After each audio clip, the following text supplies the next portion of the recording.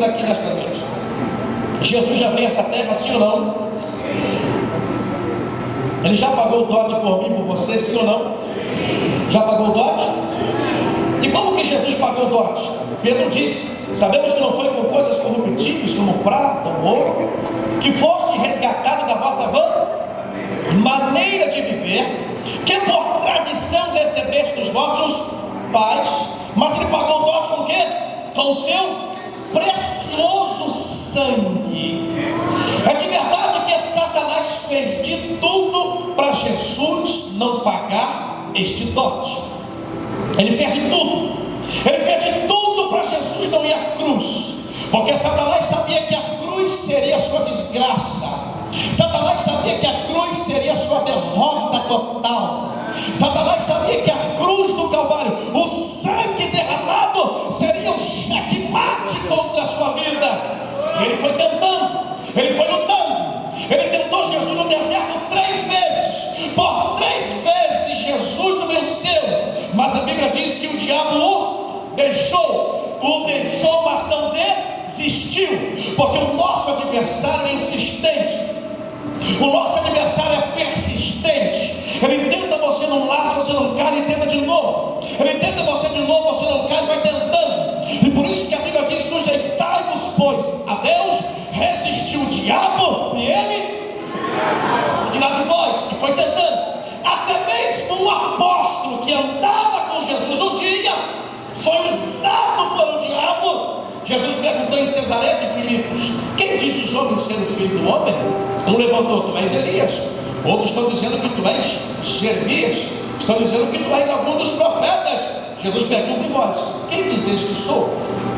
Levanta Pedro e diz: tu és o Cristo, o Filho do Deus vivo.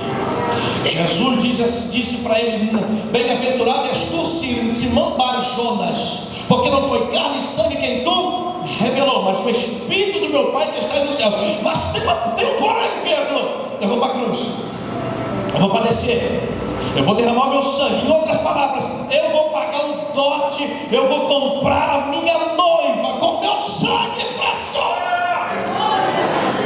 Aí o Pedro, que não vigiou nada, porque o apóstolo Paulo disse assim: ó, não deis lugar ao diabo, feiticeiros, amém?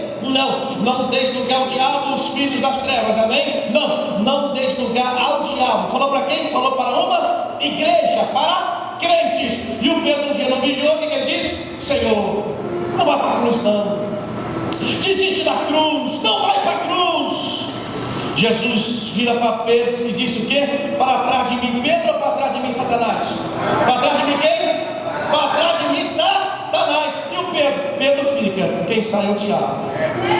Tem muitos lugares aí que estão expulsando o diabo, estão expulsando Pedro e deixando o diabo. Jesus não, Pedro fica, o diabo sai. É verdade, quem tem que sair é o diabo, quem tem que sair os problemas, quem tem que sair é a dívida, quem tem que sair é o desemprego, quem tem que sair é a doença, quem tem que sair é o inferno. Você fica, você não vai abandonar aquele lá, porque tem luta lá. É a luta que vai abandonar o teu lar, é a prova, o desemprego, a miséria, a escassez, a frieza que vai sair lá, porque maior que está contigo. Satanás fez de tudo para Jesus não pagar o dote, mas ele foi para a cruz. E no momento que Jesus está lá na cruz, alguém bradou e disse assim: desce daí, salva-te a ti mesmo e salva nós mesmos. Jesus girou e disse: não, eu não vim a esse mundo para salvar a mim mesmo, eu vim a este mundo para salvar vocês, pecadores miseráveis, dos vossos pecados. Agora observe bem um detalhe no casamento judaico: o moço assinava o contrato, pagava o dote, porém não levava a noiva. Repita: pagava o dote, assinava o contrato, mas não levava a noiva.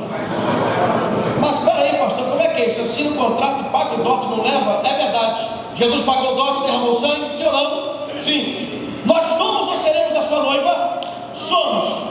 Agora pergunta o seu irmão do lado aí: se Jesus já pagou o dote, já derramou o sangue, e nós já somos a noiva, o que você está fazendo aqui? E eu também. Pergunta para ele: o que ele está fazendo aqui aí? O que ele está fazendo aqui, pastor? Se já somos a noiva, o dote já foi pago, o sangue já foi derramado. É aí que a gente vai entender a parábola, as metáforas do casamento judaico. Então você O moço pagava o dote, assinava o contrato e não levava, porque o noivo precisava ainda preparar uma casa. No judaísmo, primeiro prepara-se a casa, ou seja, nós aqui o normal é preparar casa e casa. No judaísmo não, primeiro assina o contrato, casa e depois vai preparar a casa. Sabe o que acontecia? O moço chegava para o pai e dizia: pai, estou me casando, ou seja, já casei, já assinei o contrato, já paguei o dote, preciso trazer a noiva. Eu vou acrescentar novas instalações aqui ao seu cômodo, ao seu lar. Porque é normal em Israel, quando o moço se casava, ele não ia para outro país, outro estado, ele aumentava algumas instalações, alguns cômodos junto à casa do pai. Aí o noivo saía da casa do pai, ia na casa da noiva, tirava a noiva da casa da noiva e levava para a casa dele, juntinho da casa do pai. Aí eu me lembro de João capítulo 14: não se turbe o vosso coração, crentes em Deus, crentes também em mim. Na casa de meu pai tem 144 mil moradas, amém? Não, isso é coisa de testemunho que já vai vender revista, já vai para tudo como tem lugar, porque não vai para o céu, porque não crê. Não tem só 144 mil moradas, não. Na casa de meu pai há muitas moradas, é mais do que 144 mil, é mais do que 200 mil, é verdade, e nós estaremos indo para lá. E quem tem essa esperança, purifica-te a ti mesmo, como eu também é puro. Ei, primeira coisa, por que o noivo não levava? Porque a separação era mais ou menos de um ano. Nesse interregno de um ano, o moço ia preparar a casa. Segunda razão pela qual pagava e não levava é porque a moça precisava passar pelos rituais de purificação. No judaísmo existe um ritual que se chama a mikveh. O que vem a ser a mikveh? A mikveh nada mais é do que banho de ervas aromáticas e perfumadas, que a noiva tomava banho durante aquele ano, se purificava. Ela tinha que provar a sua virgindade, ela tinha que provar a sua pureza, para que naquele grande dia eles viessem a estar preparados e limpinhos e puros uns para com os outros. Aí eu entendo porque que Jesus já veio, já derramou o seu sangue, e nós estamos aqui, sabe por quê? Porque nada mais e nada menos, aplicando a palavra, nós estamos ainda na mikveh de Deus. Estamos ainda passando por processos de purificação. Aí você olha para mim: mas espera aí, pastor, o sangue de Jesus já foi derramado, a noiva já foi comprada. Mas a gente precisa entender que na teologia existem dois tipos de santificação. A primeira santificação que a gente aprende é a santificação posicional, e a segunda santificação é a santificação processual. O que vem a ser a santificação posicional é aquela santificação que o camarada vem lá do mundo cheio de mazela, cheio de mentira, cheio de palavrão. Ele chega aqui falando fino, volta a falar grosso. Ela chega falando grosso, vai voltar a falar fino, cheio de cachaça, cheio de mentira. Ele chega aqui cheio de mania, lá. Sabe aquela lá? É aquele que rouba mesmo. Chega aqui, mas interessante que Jesus pega um ladrão e põe dentro da igreja para ser tesoureiro das igrejas, para provar que ele transforma, para provar que ele tem poder de pegar o traficante, tirar a riqueza, a croca, a estratégia, a conta 45, o falso 762, a máquina 317, ou sei lá, a pistola, PT, carrinho 380, a carabina, o B45, não importa o nome da arma, mas Jesus vai lá dos morros do Rio de Janeiro, arranca o fuzil dele, bota uma Bíblia nas suas mãos, ele deixa de ser traficante, deixa de ser pai de santo, vô do santo, seja lá o que quiser ser do santo, e passa a ser um profeta de Deus, chega da graça, chega da glória, chega do Espírito Santo. Sabe o que é isso? É a presença de Deus que salva, que chama e abençoa. Levante a sua mão que está na minha rede de Deus.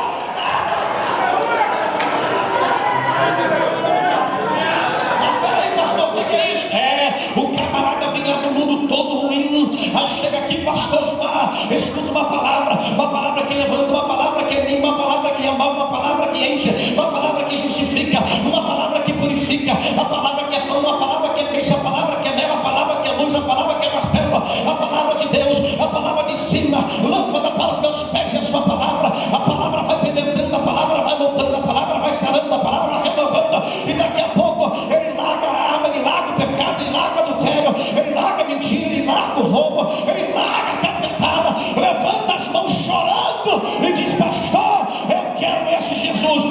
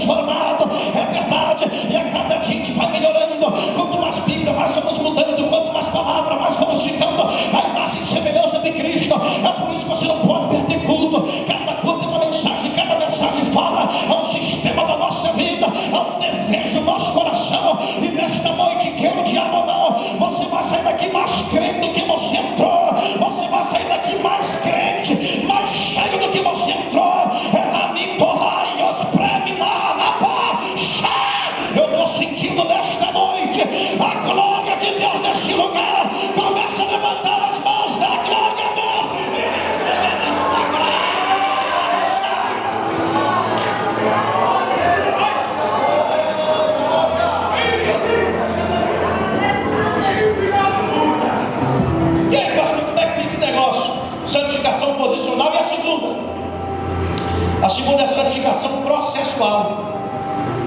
Essa tem um processo.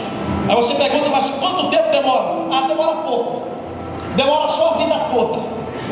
Porque enquanto você estiver nessa carcaça velha aí, aqui nessa, a gente tem que mudar. Enquanto a gente estiver nesse corpo, a gente tem que melhorar. Paulo diz que procurou, revirou, revistou alguma coisa de boa na sua carne, e a conclusão que ele deu foi essa: nada encontrei de bom na minha carne. Enquanto você estiver nesse corpo, você tem que melhorar. Diz para mim que você não tem que ser um crente melhor. Diz para mim que você não tem que ser um marido melhor. Diz para mim que a gente não tem que ser um pastor melhor. Diz para mim que a gente não tem que ser um patrão empregado melhor. Diz para mim que você não tem que ser mais manso. Diz para mim que você não tem que ser mais calmo. Eu não estou aqui pregando para arcanjo. Eu não estou aqui pregando para serafim, nem para querubim. Eu estou pregando para homens que precisam ser mudados, transformados, elevado, mas a graça de Deus que transforma está aqui. Pela graça sois salvos mediante a fé. Isso não vem de vós, é dom de Deus. Quando diz que é da graça, essa é uma graça de graça pela graça. Nesta noite você vai sair daqui cheio da graça, porque onde abundou o pecado, superabundou a graça de Deus para nossas vidas.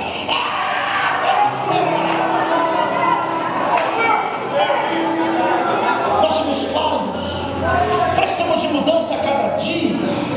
Precisamos, porque nós pecamos pelo menos por palavras, por obras, por omissão e por pensamentos. Eu não vou nem falar palavras, obras, omissão e omissão. Eu quero só falar de pensamentos. Segundo os psicólogos, passa-se sobre nossa cabeça 10.000 pensamentos por dia. Nem você pensava que pensava tanto. Você pensa muito mais do que pensa que pensa. De verdade. 10.000 pensamentos por dia. Eu fico pensando, de 10.000 pensamentos por dia, quantos desses não são tenebrosos, não são malignos, não são maquiavélicos, não são caóticos, não são ruins? Mas digamos que uma pessoa muito crente, muito salva, muito abençoada, muito piedosa, consiga pensar só 3 ruins. Aí ele vai pensar 9.997 bons. Só conseguiu pensar 3 ruins por dia. Então uma pessoa de 10.000 pensar 3 ruins por dia, essa pessoa está muito crente, está quase que um anjo ambulante pela face da terra. Mesmo assim, 3 por dia vai dar 90 pensamentos ruins por mês. Irmãos, por ano vai dar 1.080. Arredondando para 1.000. Você que está com 40 anos, 50, 60, estaria já com 40.000 pecados nas costas. Agora imagine um réu chegar diante de um juiz e for comprovado que ele cometeu 40, 50.000 transgressões da lei. Qual será a sentença desse homem? Mas os tribunais são corrompidos. Os tribunais você paga. Quem vai para a cadeia hoje é quem não tem dinheiro, quem não conhece as graças da lei, quem não tem um bom advogado. E aquele tribunal lá que não tem ninguém que escape. E aquele tribunal lá que não tem rico, não tem pobre, não tem inteligente, não tem ignorante, não tem empresário, não tem ninguém. Aquele tribunal lá, irmãos, a justiça é reta. Ninguém vai escapar das mãos de Deus. Aí eu fico pensando, quem tem 40 anos é 40.000, quem tem 50.000, então quanto mais velho, mais pecado. Por isso que Jesus perguntou assim: quem não tem pecado, atira a primeira pedra. Sabe quem morreu primeiro? Os mais velhos. E quanto mais velho eram, mais pecado tinham. Então nós precisamos mudar. Eu fico pensando que se Deus projetasse aqui agora, nessa parede, tudo que a gente pensou essa semana aqui, se Deus projetasse tudo que a gente pensou esse mês aqui, acredito que teria pessoas que não teriam coragem de continuarem sentadas dentro desse banco, em cima dessa cadeira. Por isso que eu estou dizendo que ninguém se salvaria pelas suas obras. Não, ninguém chegaria lá porque trabalhou muito, porque foi bom, porque foi uma pessoa piedosa. Não, a gente só vai chegar lá, sabe por quê? Porque estamos na amiga que vem de Deus. É a graça que vai nos alcançar, é a graça que vai nos levar. Porque a Bíblia diz que é verdade, Paulo escrevendo aos Romanos capítulo 8, versículo 3, o que estava enferma pela carne, tinha lei, mas ninguém cumpria a lei, logo essa lei se enfraqueceu. Aí veio Deus, nasceu da carne do pecado e fez o que eu não podia fazer, me levou onde eu não podia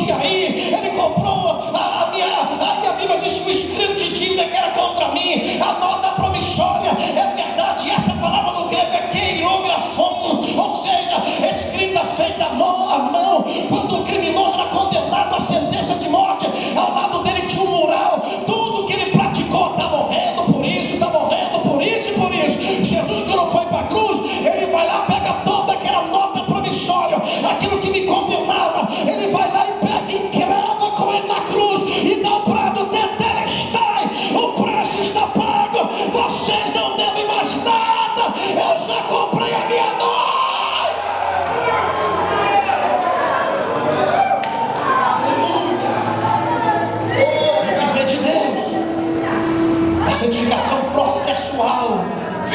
Terceira razão porque Abacuque não levava é porque a noiva tinha ainda que preparar as suas joias. Ela tinha que preparar a sua indumentária. Ela não entrava no casamento de qualquer jeito, ela se adornava. Isaías capítulo 61, versículo 10: regozijai-me muito no Senhor, a minha alma se alegra no meu Deus, porque Ele me vestiu de vestido de salvação, Ele me cobriu com um manto de justiça, como noivo que se adorna com a sua turbante, e como a noiva que se enfeita com as suas joias. Ela se embelezava, ela se adornava, ela chegava diante do noivo cheia de beleza, cheia de joias. Deixa eu abrir um parênteses aqui e dizer para você: eu não sou contra as irmãs que se arrumam, eu não sou contra os pastores que podem usar o terno da Hermenegildo Zenha ou da Ricardo Almeida, eu